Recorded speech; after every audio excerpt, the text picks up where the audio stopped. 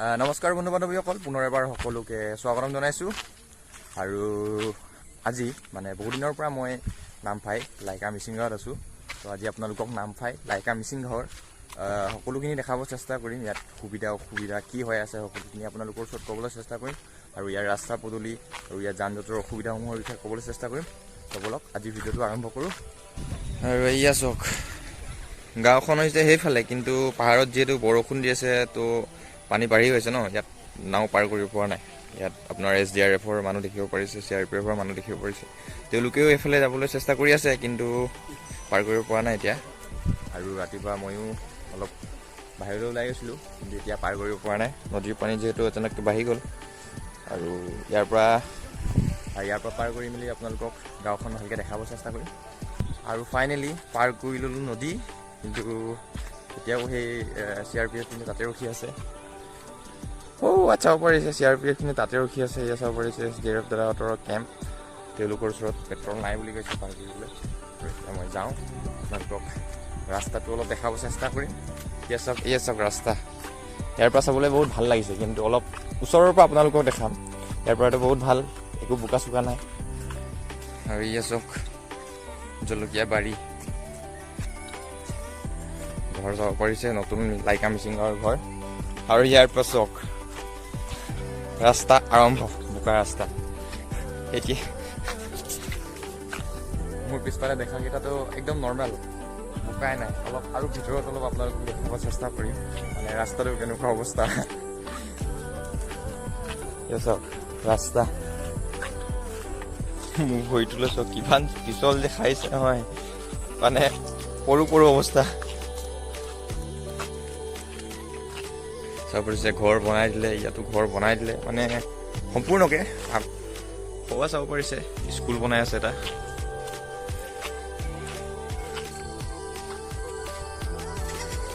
আৰু ৰাস্তা চাওক না, ৰাস্তা এনেকুৱা হৈ আছে যেন ইয়াত মানে ধান ৰুব পাৰিব, এনেকৈ টাইপত হৈ আছে ৰাস্তা। ইমানেই বোকা, ইমানেই বোকা।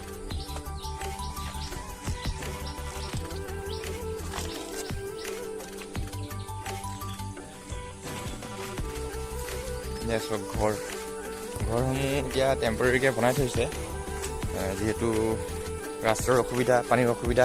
চৰকাৰে এতিয়ালৈকে দলংটো বনাই দিয়া নাই, যিহেতু আমি এতিয়া নাৱৰে পাৰ কৰিবলগীয়া হৈছে। চ' ঘৰ বনাবলৈ ইয়াত অলপ অসুবিধা হৈ আছে। চ' মানুহখিনি টেম্পৰেৰীকৈ ঘৰ দেখিব পাৰিছে, আগতো আছে, আপোনালোকক দেখাব চেষ্টা কৰিম।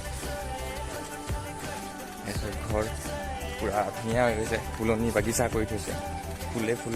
এই চব ৰাস্তাত সৰুৱাটো ফুলে ফুল। আৰু এয়া চাব পাৰিছে আপোনালোকে, সৰুৱাত চক ধান লগাই থৈছে, খেতি ধান ৰুই থৈছে, মানে যিমানখিনি পাৰে মুকলি কৰি এয়া চক ধান ৰুই থৈছে। এনেকুৱা কৰি সৰুৱাটো ধান ৰুই থৈছে, ইয়াতো ৰুই থৈছে ধান। আৰু ভৱিষ্যতে যদি কিবা কৰিব পাৰে তেন্তে নিশ্চয় ঘৰটোতো সকলোৰে ইচ্ছা ধুনীয়াকৈ বনাবৰ কাৰণে। আৰু সৰু সুৰাকৈ হ'লেও আমিও এটা ঘৰ বনাই আছোঁ, যিহেতু আমাৰো মাটি ইয়াত দিয়া হৈছে। চ' আপোনালোকক আজি মোৰ ঘৰটো অলপ দেখাব চেষ্টা কৰিম। কালি যিহেতু বাঁহৰ পৰা বনাইছোঁ সৰু সুৰাকৈ, কিন্তু অলপ টেম্পৰেৰীকৈ থাকিবৰ কাৰণে এতিয়া বাঁহৰ পৰা বনাইছোঁ। আপোনালোকক ঘৰটো আজি সাজিম, আপোনালোককো অলপ দেখাম। আৰু এয়া চাওক মেইন বোকা ৰাস্তাটো, ইয়াৰ পৰা কেনেকৈ পাৰ কৰিম জানো এতিয়া। চব ঘৰ পূৰা ধুনীয়াকৈ চাংঘৰ সাজি থৈছে। ইয়াতো চাংঘৰ সাজি থৈছে, যিহেতু চাংঘৰ নেসাজিলে অলপ অসুবিধা আছে পানী বোকাৰ কাৰণে। চ' তেওঁলোকে চাংঘৰে সাজি থাকে, আৰু আমাৰ মিচিংসকলে বেছিভাগ চাংঘৰে সাজে। এয়া চব বোকা, এই চব খেতি কৰি থৈছে, ধান লগাই থৈছে। যিহেতু ধান লগাই থৈছে, চব কিমান ধুনীয়া লাগিছে। ফাইনেলি এয়া চব লৈ ল'লোঁ সঁজুলিটো, আৰু যাওঁ এতিয়া পথাৰলৈ। পথাৰ মানে যোনডোখৰত আমাৰ মাটিডোখৰ দি থৈছে সেইডোখৰলৈ যাওঁ, যিহেতু ঘৰ বনাই আছোঁ। চাবলৈ আজি মোৰ লগত ঘৰ বনোৱা অলপ চাওঁ। এয়া চাওক যোৱাৰ আগতে ঘৰসমূহলৈ চাওক, গোটেইকেইটা যিহেতু আপোনালোকক ঘৰ দেখাই গৈ আছোঁ। এয়া চাওক এইটো আমাৰ বৰ্তাৰ ঘৰ, ইয়াতে আছোঁ মই। এয়া চাওক ঘৰ, এয়া চাওক ৰাস্তা, মেইন ৰাস্তা ভৰি চাওক।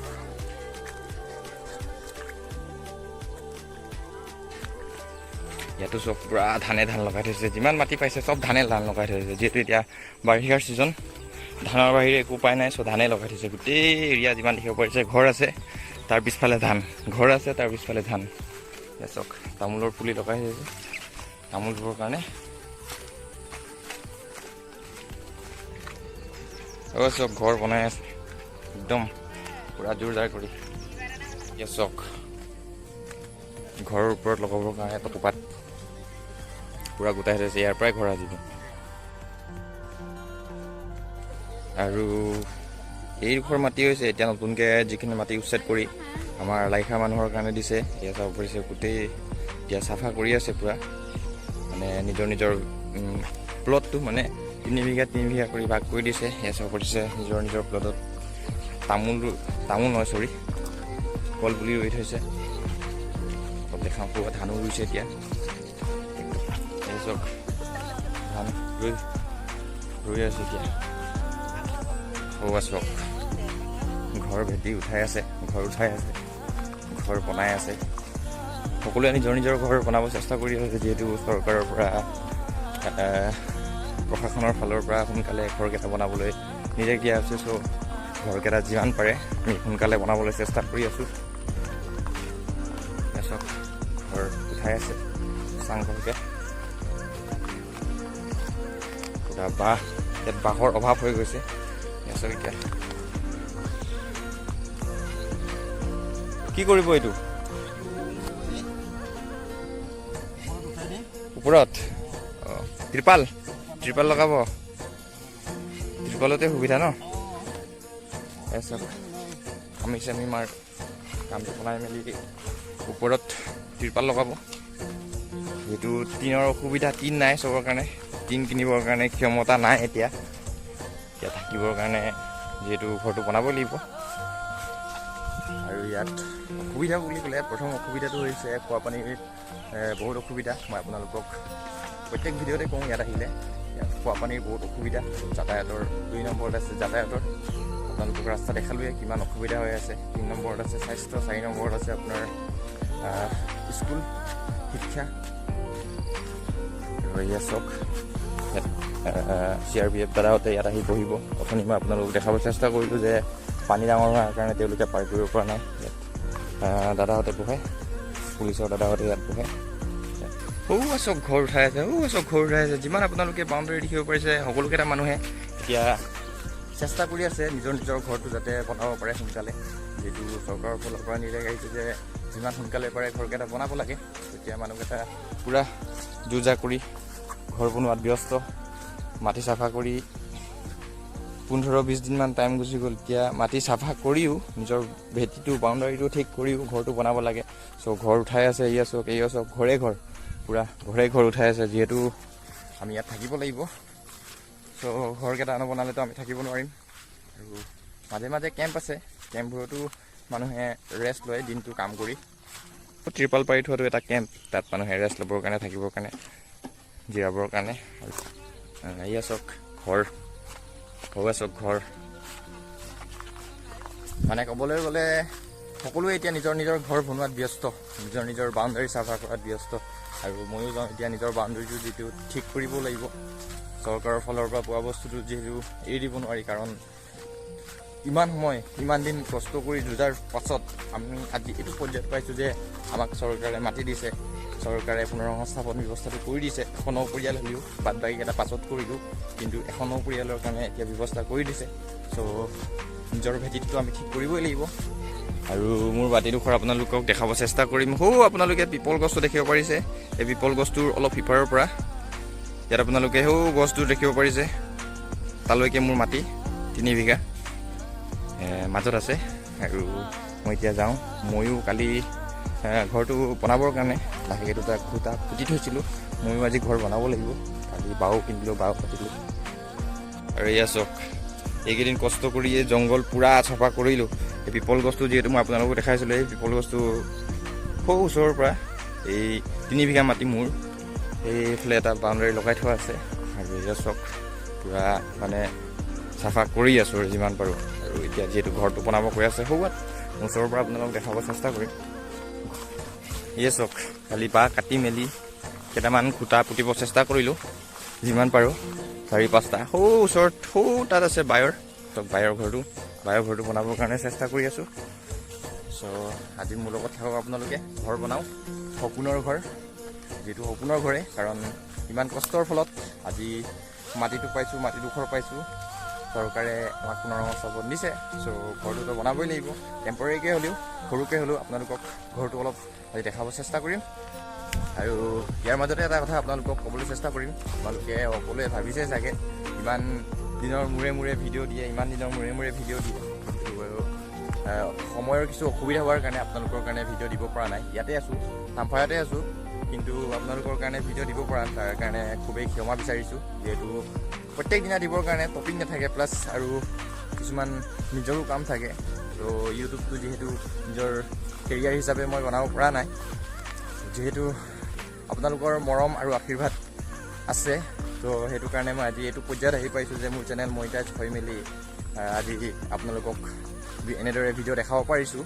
কিন্তু কি ক'ম আৰু, উপায় নাই, মানে কেতিয়াবা ঘৰৰ কিছু অসুবিধাৰ কাৰণে মই ভিডিঅ' দিব নোৱাৰোঁ।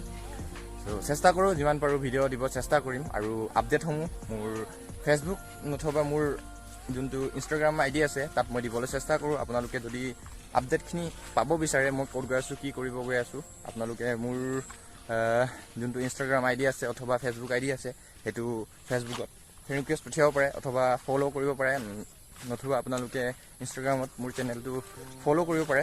চেনেল মানে মোৰ একাউণ্টটো মই আপোনালোকক স্ক্ৰীণত নথবা ডেছক্ৰিপশ্যনত দি থৈ দিম, আপোনালোকে নিশ্চয় তাত গৈ মেলি মোৰ একাউণ্টটো ফ'ল' কৰি দিব। আৰু এতিয়া আপোনালোকে মোৰ নটিফিকেশ্যনটো বহুতে নাপাবই চাগে, যিহেতু মোৰ ভিডিঅ' বনোৱা আজি 2-3 মাহমান লেট হৈ গৈছে। চ' আপোনালোকে যদি নটিফিকেশ্যন পোৱা নাই, যদি আপোনালোকে মোৰ নটিফিকেশ্যন পাব বিচাৰে ইউটিউবত, তেন্তে আনছাবস্ক্ৰাইব কৰি মেলি আকৌ এবাৰ ছাবস্ক্ৰাইব কৰি দিব। তেতিয়া আপোনালোকৰ ওচৰত মই যেতিয়া ভিডিঅ' বনাওঁ তেতিয়া নটিফিকেশ্যন আপোনালোকৰ ওচৰত আহি যাব। আৰু ইয়াত চাওক, ইয়াতো ঘৰ বনাই আছে, তেওঁলোকে কৈ আছে মোকো ভিডিঅ'টো লওক। ইয়াত চাওক ওপৰত উঠি মেলি পূৰা ঘৰ বনোৱাত ব্যস্ত।